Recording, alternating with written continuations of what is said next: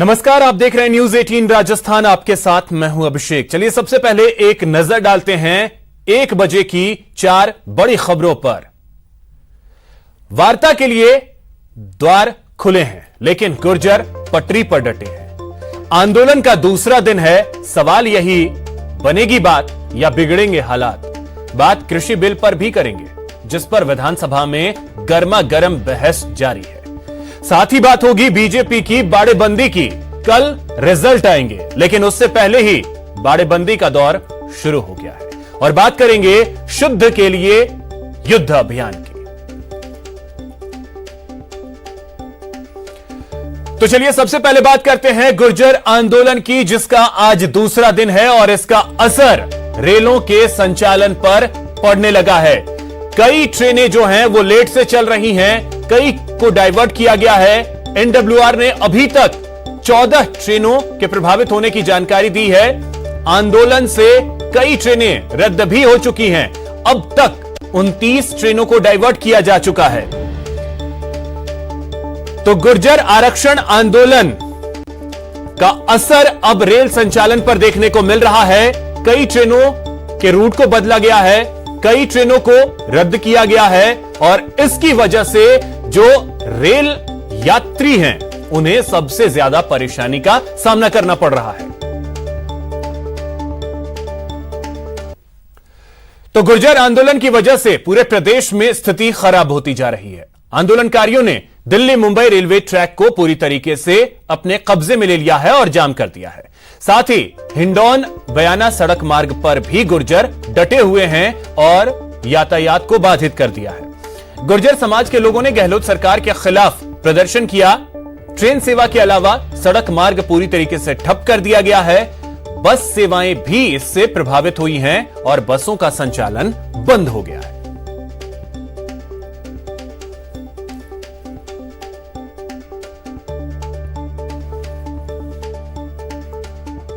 Collector गए वार्ता करने का निमंत्रण देने, आपने इनकार कर दिया। आपको हम अभी भी कह रहे हैं, जब चाहे सरकार के दरवाजे वार्ता के लिए हमेशा खुले रहते हैं और लोकतंत्र में खुले भी रहने चाहिए। हम ये चाहते हैं कि गुर्जर समाज को जो भी शिकायतें हैं वो सब शिकायतें हमारी सरकार दूर करे। पहले भी 5% आरक्षण लंबे समय से इनकी मांग चली आ रही थी।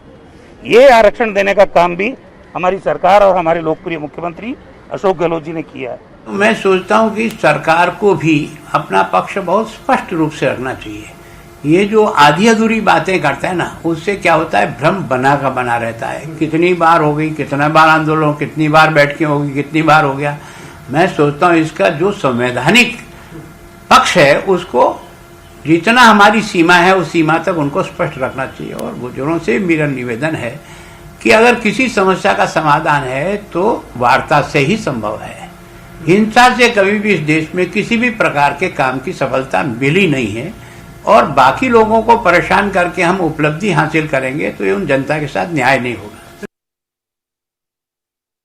जो प्रदर्शनकारी हैं वो अभी भी पटरियों पे जमे हुए हैं। कल दोपहर बाद में इन लोगों ने पटरियों पे मोर्चा संभाला था और यहीं पर रात गुजारी।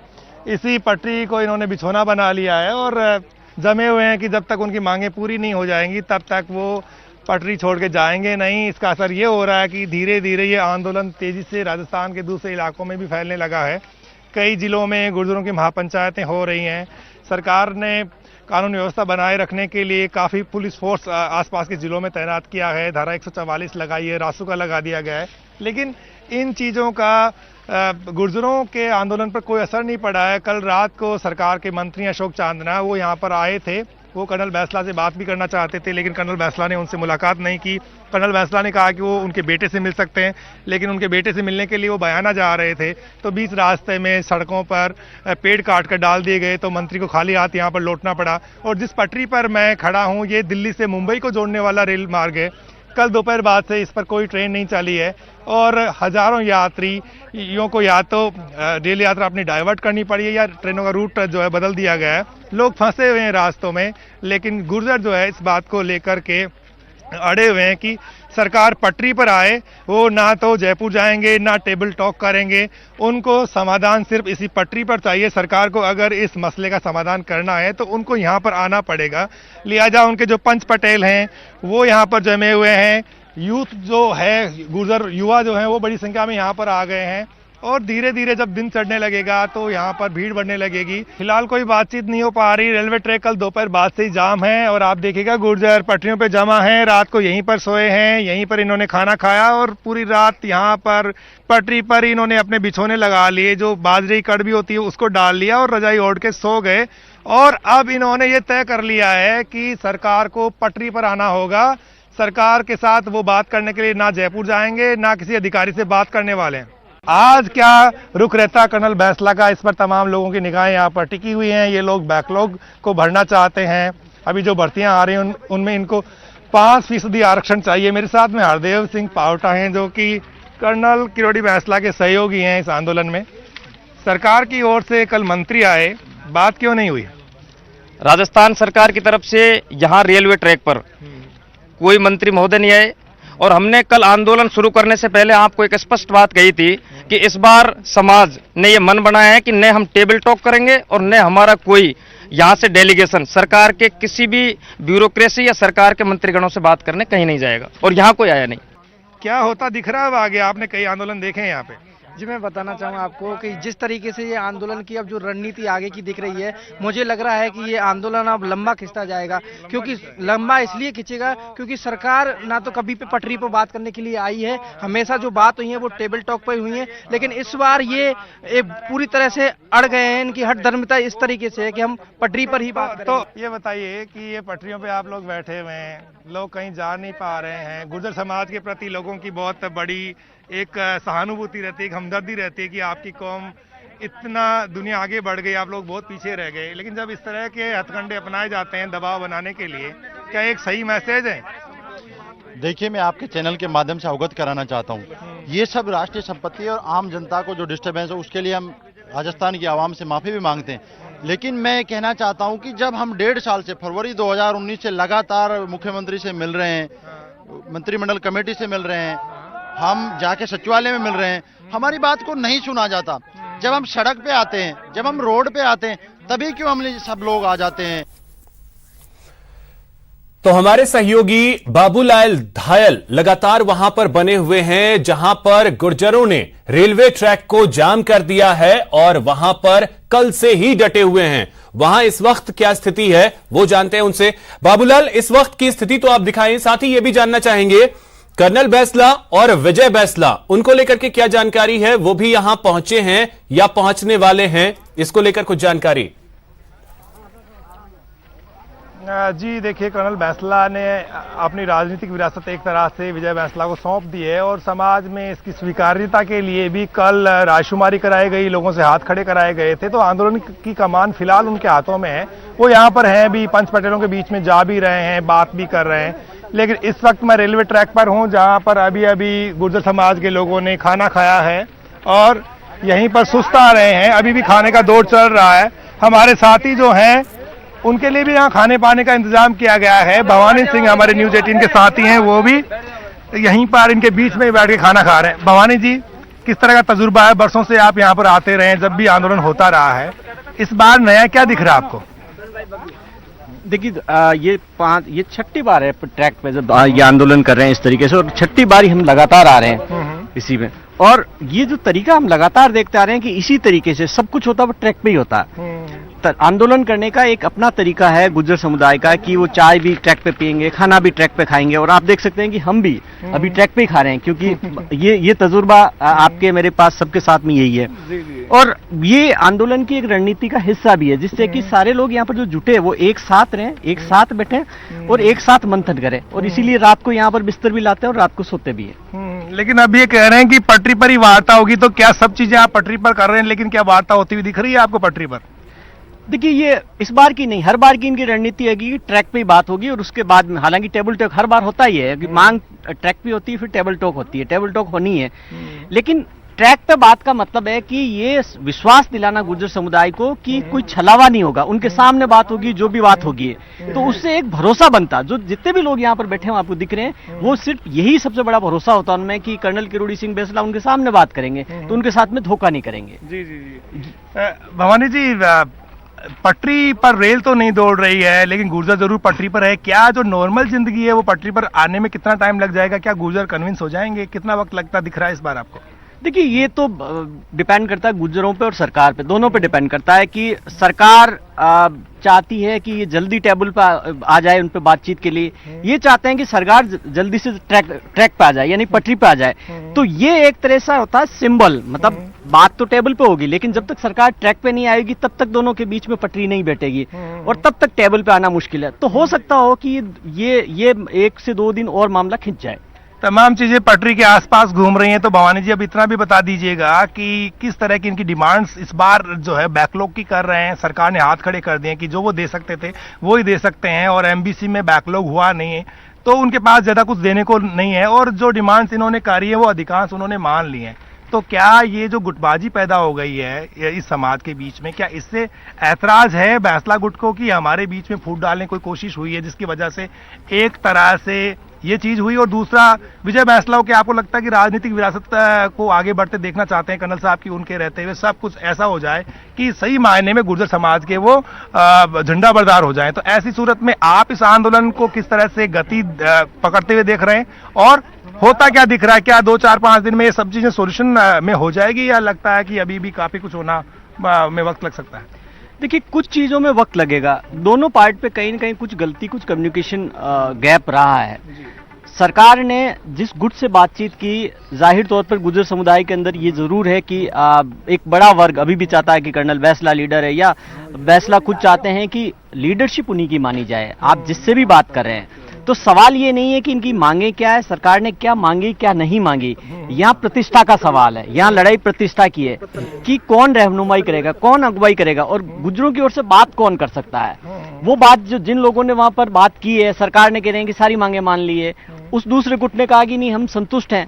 लेकिन अगर वो संतुष्ट हैं तो बाकी लोग यहाँ पर ट्रैक पे क्यों बैठे हैं? इसका मतलब ये है कि जो अभी भी गुर्जर समुदाय के बीच में ये जो वर्चस्व की लड़ाई है कि आखिर उनकी अगुवाई कौन करेगा, और सरकार के सामने ये सवाल सबसे बड़ा हो गया कि वो किसको महत्व दे, और सरकार भी इस पसोपहस में है। तो मुझे लगता है कि शायद सरकार भी 1-2 दिन का टाइम ले रही है, वो देखना चाहती है, नापना चाहती है कि पानी कितना गहरा है।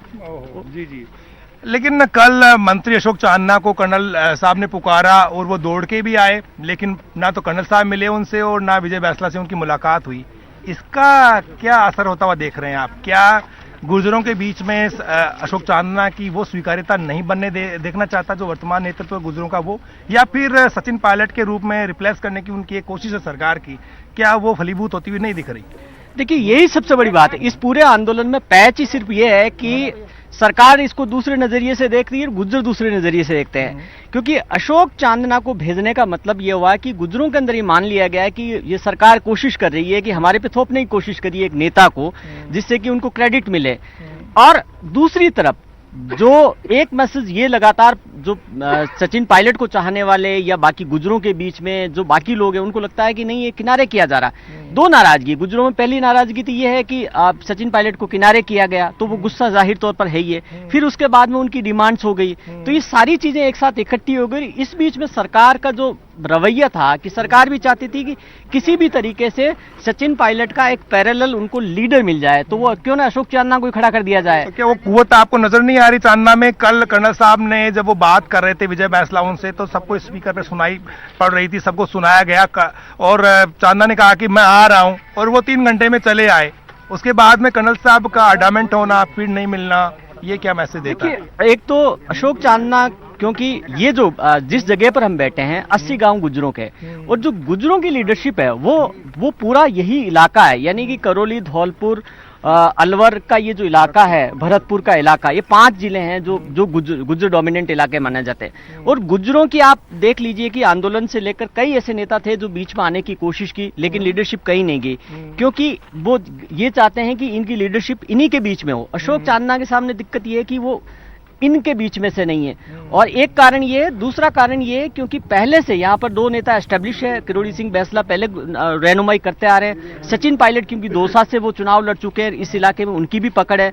और एक सहानुभूति सचिन पायलट के साथ में है क्योंकि गुर्जर समुदाय उसको सीएम के रूप में देखना चाहता था। जब सीएम नहीं बने और उसके बाद में बाकी जो भी हालात हुए उसके बाद में शायद उनके प्रति सहानुभूति और बढ़ गई और ये सरकार के सामने और मुश्किल बढ़ी क्योंकि मुख्यमंत्री अशोक गहलोत पे ये दबाव बढ़ा है। अब सरकार इस दबाव में कंफ्यूजन के अंदर है कि इस मौजूदा हालात में इसके कई सारे हैं, डिप्लोमेटिक कारण है, इसके कई सारे ऐसे कारण हैं, राजनीतिक कारण है और भी कई कारण है। जो मांगे हैं वो टेक्निकल कारण है, वो हो सकता हो कि आधे घंटे में पूरी हो जाए, वो इतना बड़ा मसला नहीं। लेकिन मसला गुर्जर समुदाय को लेकर कांग्रेस नेतृत्व खासतौर पर मुख्यमंत्री अशोक गहलोत के सामने है कि उनको डील किस तरीके से किया जाए और किस तरीके से वो सचिन पायलट या किरोड़ी सिंह बैंसला सबको छोड़कर उनके बीच में आ जाए। दूसरा ये है कि वो लेबल करने की कोशिश कर रहे हैं कि किरोड़ी सिंह बैंसला बीजेपी के नेता है और तो वो कांग्रेस के नहीं है। इसीलिए उन्होंने जब दूसरे एक नेता को जो गुर्जर नेता को उतारा, हिम्मत सिंह गुर्जर को, ये मैसेज देने की कोशिश की कि वो कांग्रेस के नेता हैं, ये बीजेपी के नेता है, तो डिवाइड करने की ये भी कोशिश की। तो कहीं ना कहीं ये चीजें फायदा करने के बजाय अभी ऐसा लग नहीं रहा है कि सरकार को इसको फायदा हो रहा है।